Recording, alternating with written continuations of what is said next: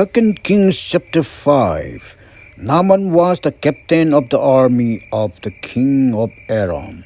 Naaman was very important to his king. Naaman was very important because the Lord used him to lead Aram to victory.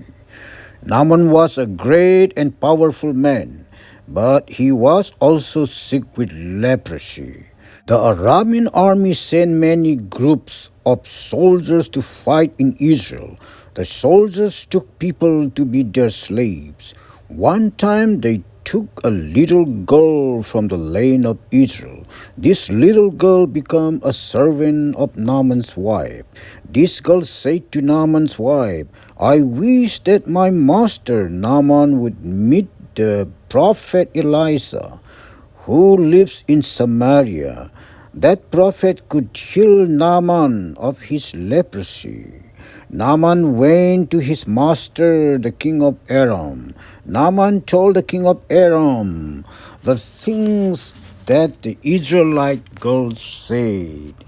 Then the king of Aram said, "Go now, and I will send a letter to the king of Israel."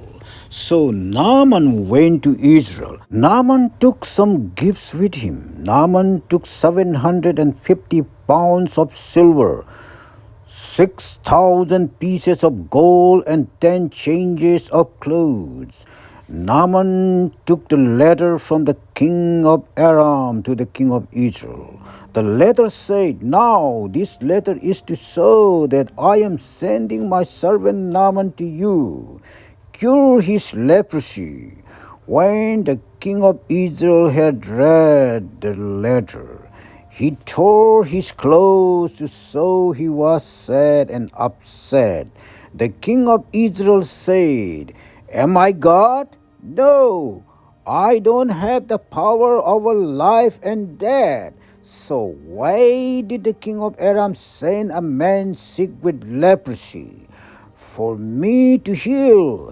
Think about it, and you will see that it is a trick. The king of Aram is trying to start a fight." Elisha, the man of God, heard that the king of Israel had torn his clothes to show that he was upset. Elisha sent this message to the king, "Why did you tear your clothes? Let Naaman come to me. Then he will know there is a prophet in Israel." So Naaman came with his horses and chariots to Elisha's house and stood outside the door. Elisha sent a messenger to Naaman. The messenger said, "Go and wash in the Jordan River 7 times. Then your skin will be healed, and you will be pure and clean." Naaman became angry and left. He said, "I thought Elisha would at least come out and stand in front of me and call on the name of the Lord his God. I thought he would wave his hand over my body and heal the leprosy. Abana and Farbar, the rivers of Damascus, are better than all the water in Israel. Why can I wash in those rivers in Damascus and become clean?" Naaman was very angry and turned to leave. But Naaman's servants went to him and talked to him. They said, "Father, if the prophet told you to do some great thing, you would do it, right? So you should obey him, even if he tells you something easy." And he said, "Wash, and you will be pure and clean." So Naaman did what the man of God Elisha said. Naaman went down and dipped himself in the Jordan River 7 times. And Naaman became pure and clean. Naaman's skin becomes soft like the skin of a baby. Naaman said all his group came back to the man of God, Elisha. he stood before Elisha and said, "Look, I know now there is no God in all the earth except in Israel. Now please accept a gift from me." But Elisha said, "I serve the Lord, and I promise as the Lord lives, I will not accept any gift." Naaman tried hard to make Elisha take the gift, but Elisha refused. Then Naaman said, "If you won't accept this gift, then at least do this for me. Let me have enough dirt from Israel to fill the baskets on 2 of my mules." Why? Because I will never again offer any burnt offerings or sacrifice to any other gods. I will offer sacrifices only to the Lord, and I now pray the Lord will forgive me for this thing. In the future, my master, the king of Aram, will go into the temple of Rimmon to worship that false god. The king will want to lean on me for support. So I must bow down in the temple of Rimmon. I now ask the Lord to forgive me when that happens." Then Elisha said to Naaman, "Go in peace." So Naaman left Elisha and went a short way. But Gehazi, the servant of Elisha, the man of God, said, "Look, my master Elisha has let Naaman the Aramean go without accepting the gift that he brought.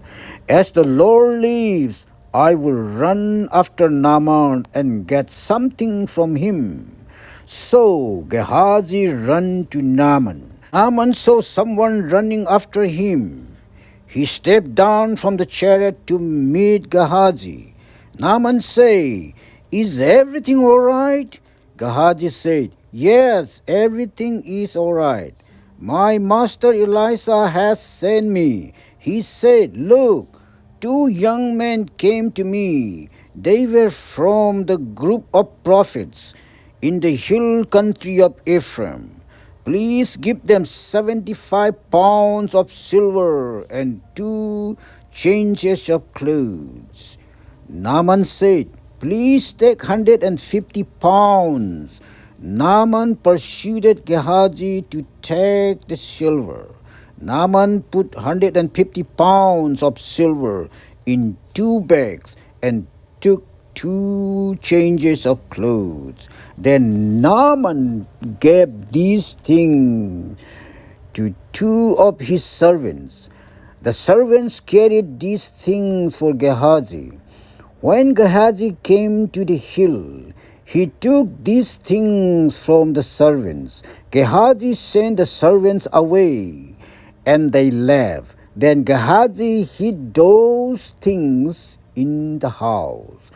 Gehazi came in and stood before his master Elisha. Elisha said to Gehazi, "Where have you been, Gehazi?"